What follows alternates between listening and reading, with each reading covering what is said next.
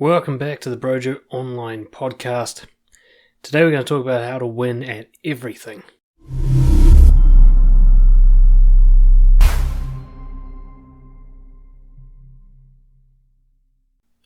I don't normally talk about how to get outcomes or how to succeed in the kind of external traditional sense, because it tends to steer people towards a way of living that actually breaches their integrity and doesn't bring long-term fulfillment or a sense of satisfaction or meaningfulness. It tends to lead people towards superficiality or chasing things they don't really need or want. But if you've got your target set properly, if the compass is pointing in the right direction, then it helps to have certain strategies and tactics to make sure that you achieve the goals you're trying to achieve more efficiently than not. And today I'm going to share some of those tactics. So what the fuck do I know about it, right? What do I know about winning? Maybe you've never heard of me before. I'm not rich and famous, and I don't have all those kind of traditionally, worshipped forms of success. But I'll tell you what I do know. For a start, I've studied the most successful people in the world, and I've studied them intensely and tried to figure out what they have in common and what the rest of us don't, so to speak. But I've also got a few things going on. I got my degree in psychology at university barely making an effort. Okay, it was easy for me to do, and not just because I have some sort of academic advantage or talent genetically, but because of the way I did university meant the least amount of work for the best possible outcome. Within a year of starting dancing for the first time in my life, I was winning national tournaments. I've published 3 books and 2 music albums. I'm married to the woman of my dreams, essentially, and I have a child with her, and I did that all just by being honest. I have my own business that pays for everything that I need it to pay for, and I do whatever I want pretty much all the time. When I was in employee career, I was the youngest ever service manager in the Department of Corrections, and then I was the youngest ever senior advisor in their history, and I was kind of head-tapped to go to the top role of CEO. And all of this while traveling around the world, being lazy a lot of the time, kind of doing what I want most of the time. That might sound like some sort of weird humble brag thing that I'm trying to do, but it's really not. What I'm trying to explain is I learned strategies that I applied and they were very effective. So what you don't hear is a lot of the failure before those stories. There are things I tried to learn that I didn't learn. So I did Muay Thai kickboxing for 2 years and really didn't get much better at fighting. I've tried things that didn't work for a very long time before I learned these strategies. When I share these strategies with you, hopefully you can apply them too, and there's really no reason why you can't. There's nothing special about me. I just learned these strategies and applied them. And you combine that with integrity and you're onto a really strong thing. One of the first things you've got to understand is trying to ask successful people why they're successful is actually often a dead-end road because they don't really know why. They have a narrative in their head that they want to believe is the reason they're successful. It's the story they want to tell you. But research really shows that that's not quite true. There's a great book, Outliers, by Malcolm Gladwell, that talks about this concept of why people are successful and covers a lot of the areas that successful people aren't willing to admit, like luck and good timing and all these other things that they don't think were part of it, but were actually a huge part of it and most of it. A lot of people will tell you what they wish was true, that they were grinding hard and that they just worked harder than anybody else, or that they're particularly talented, or that they're courageous and they don't give a fuck what other people think, or that there's some maverick who breaks the rules, because that's what they want to believe. What I'm going to share with you on this podcast is what's more likely to be the reason that they succeeded, and how you can copy and paste these strategies into your own life, even if you weren't born with certain advantages or privileges. First and foremost, I have to point out, I think the most important strategy is to carefully define what the word success means to you. Most people don't even have a clear definition, and the ones who do have an unhelpful definition. If your definition of success has got anything to do with gaining certain outcomes, or achieving certain one-time goals, or being in control of something that isn't really yours to control, then it's not a good definition of success. Mostly because all of those things can either be taken away from you or they have a short shelf life of satisfaction. For example, if your idea of success is to be a millionaire, watch how long the glow lasts when you actually become a millionaire. It might only be a few days. Then what? Now it's got to be 10 million? When do you stop? You're not going to suddenly get to 1 million and go, oh my god, my life is now complete. That is not how millionaires feel. Ask any millionaire. I've asked loads of them. How'd you feel when you finally got to 1 million? And the answer is usually something along the lines of, good for about 3 days, and then I'm back to normal. Your definition of success, and it can be your own, it doesn't have to be the same as mine. In fact, it should be your own if it's going to be based in integrity. But it needs to be some sort of sustainable way of living, something that lasts. Being a millionaire isn't a thing that lasts, it's just a status that you hit once and then it's over. Usually it's not actually that big a party. Getting married is not something that lasts, because what if you get divorced? What if the person you married turns out to be a psycho? What if they die? It's too easy for that to be taken away from you. It can't be something that can be taken away from you. Oh, I'm going to get a six-pack and get all ripped. You think that's going to last until you're like 70 or 80 years old? Probably not. What if you get an injury that prevents weight workouts? You can't have success be defined as something that can be taken away from you or something that will not be meaningful for very long. But a way of living, a way of being, call it integrity, call it a code of honor, call it a disciplined practice. If you can develop something like that, then you can be successful all the time in any situation, no matter what happens. So think very carefully about what that word success means to you. Because if someone else can take it away, you've got a bad definition. So let's begin. First real strategy. Learning techniques. Most people simply learn wrong. We're taught how to learn in school, particularly in high school, and we're taught a very outdated, very ineffective method of learning. Basically what we're taught in high school is retain tons of information to be applied many years later. Remember dates, remember codes, remember whatever, replicate it once in an exam, and then use it in your career in 10 years. It is such a fucking stupid way to learn. I don't know why anyone thinks this works. It clearly doesn't. Why do we need university if high school works?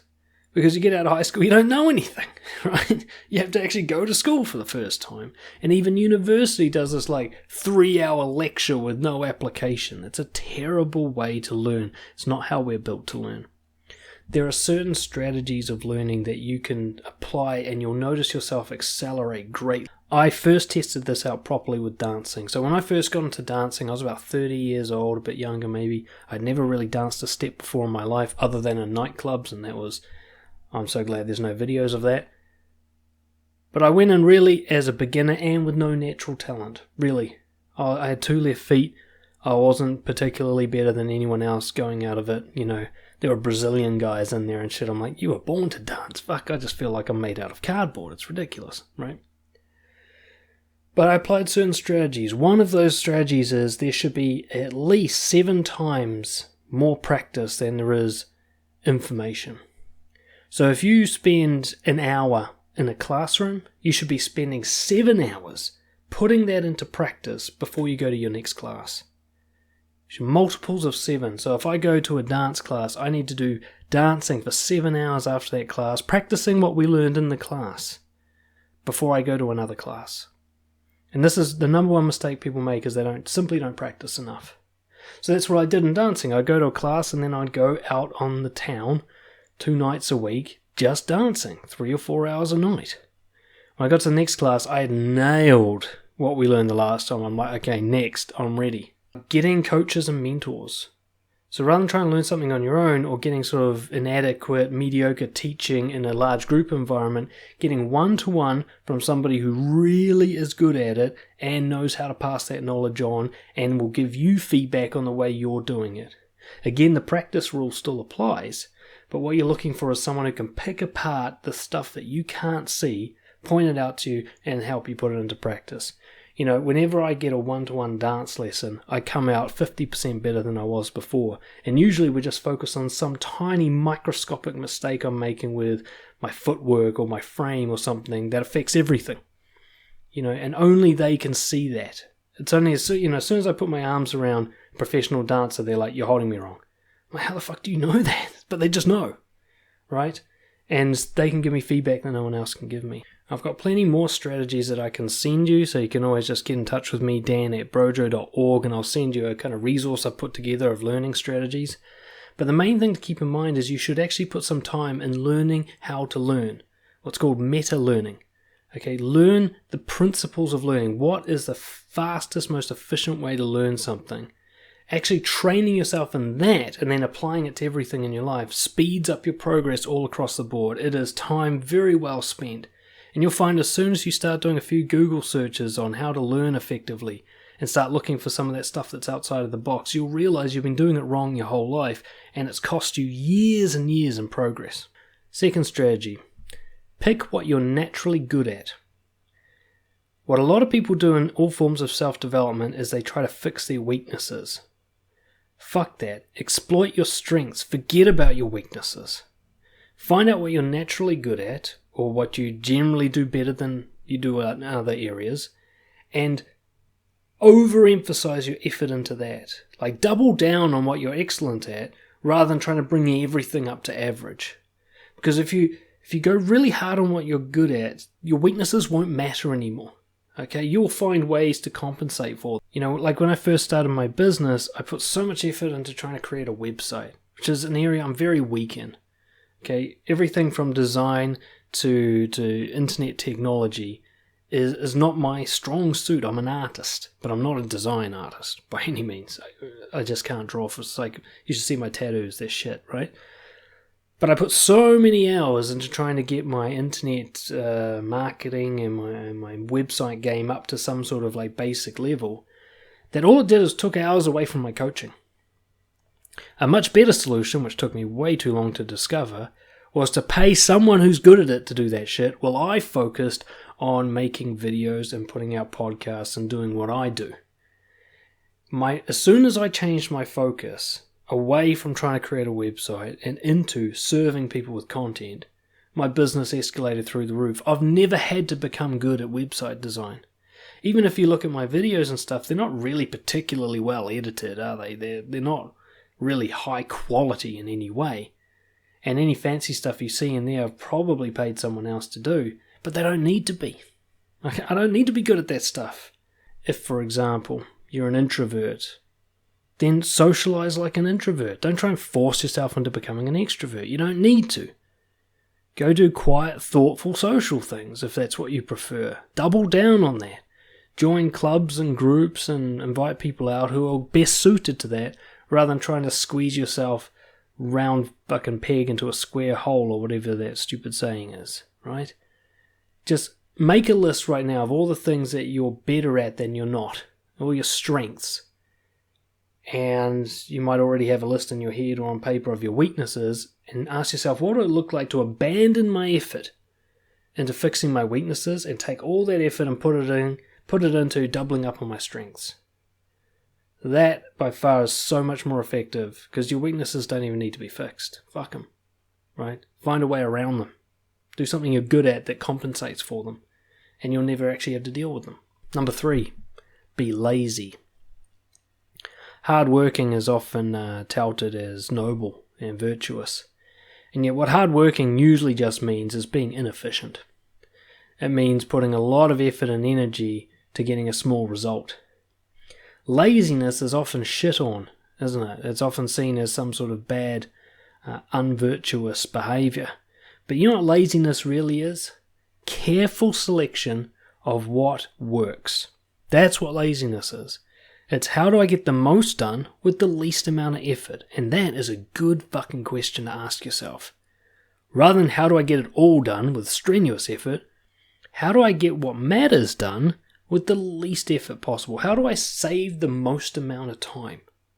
I don't know why people don't ask this question more often. They just fill their time like a plate at a buffet they just can't stop eating. Whereas what you really want is an almost empty plate. You got to learn how to break the rules. Whenever you go into a system, there's a better way of doing it than anyone else is doing it, and it's probably a lazier way. In Tim Ferriss's book 4 Hour Workweek, he talks about how he won the Chinese kickboxing championship by learning just how to throw people out of the ring, which is an automatic forfeit on their part. So he didn't basically learn any real kickboxing stuff. He was just a big white guy in a Chinese competition, and he just threw them all out of the ring. They didn't like it, but he won. He fucking won after like a year of training.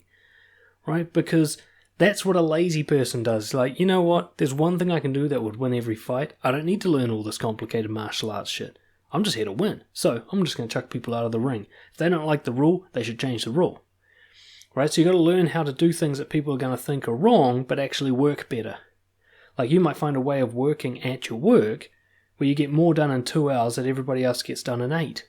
That's a good thing. That doesn't make you lazy. That makes you efficient. They're the ones who are inefficient. One of the kind of best ways to do this is to learn the principles. There's always principles of how things get done, and there are ways to make things successful with the least amount of effort. For example, I'm learning how to play chess at the moment. I'm not particularly good, but I'm getting better every day. At least my rating's going up. And what I've learned is just to stick to the chess principles. You know, I found a great blog post where somebody wrote them down, you know, never let your bishops get blocked, always protect the king, don't bring your queen out too early. And, you know, a grandmaster isn't going to bother with these because they're so much more advanced, but a beginner like me, if I don't know what to do, I just go to the principles. Okay, what do I do next? My bishop's blocked. Oh, well, let's just get him unblocked because I have no fucking idea what else to do. And I've found that more often than not, that's actually the best move. So rather than trying to learn fucking textbook worth of just mind-numbing information about all the theory of chess, I can learn 21 principles and win more than 50% of my games just following those principles. That's laziness.